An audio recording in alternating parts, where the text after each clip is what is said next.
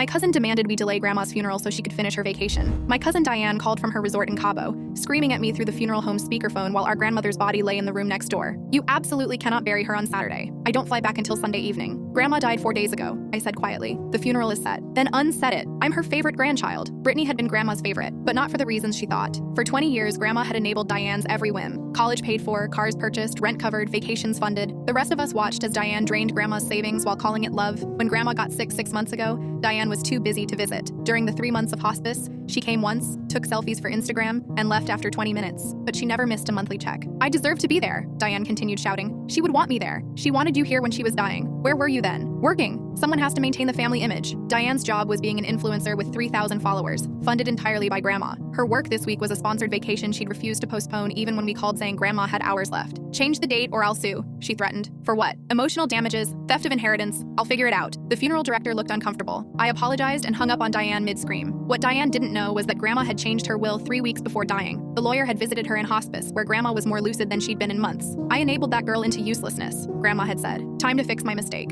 Saturday came. Beautiful service. Packed church. Every grandchild spoke except Diane, who was still in Cabo posting beach photos with captions about healing from grief in my own way. She arrived at the reading of the will Monday morning, designer sunglasses and fresh tan, clutching a tissue she never actually used. Before we begin, she announced, I want everyone to know Grandma promised me the house. We discussed it privately. The lawyer began reading. Small bequests to each grandchild. Sentimental items. A few $1,000s each. Then the house. To my granddaughter Diane, he read, and she smiled triumphantly, who taught me that love isn't measured by money but by presence. I leave my collection of photographs from all the moments she missed. Silence. The house goes to rotating ownership among all grandchildren who visited during my illness, to be shared as a family gathering place. Diane went white. There's a mistake. No mistake. She also left you this letter. The letter was brutal. Not cruel, just honest. Listing every birthday Diane missed for vacations. Every request for visits was answered with excuses. Every check cashed without a thank you. I gave you money thinking it was love, Grandma had written, but I realized love is showing up. You never did. This is fake, Diane screamed. She had dementia. The lawyer pulled out a video. Grandma, clear-eyed and calm, explaining her decision, saying she loved Diane but wouldn't enable her anymore. That missing her grandmother's death for a beach vacation was the final lesson she needed. Diane tried to contest it, spent thousands she didn't have on lawyers. The will was ironclad. Grandma had made sure of that. The house became our family gathering place. We take turns hosting holidays, maintaining the garden, keeping Grandma's memory alive. Diane has never visited. She still posts about being Grandma's favorite, using old photos from years ago. Still tells people she inherited everything but donated it to charity because she's not materialistic.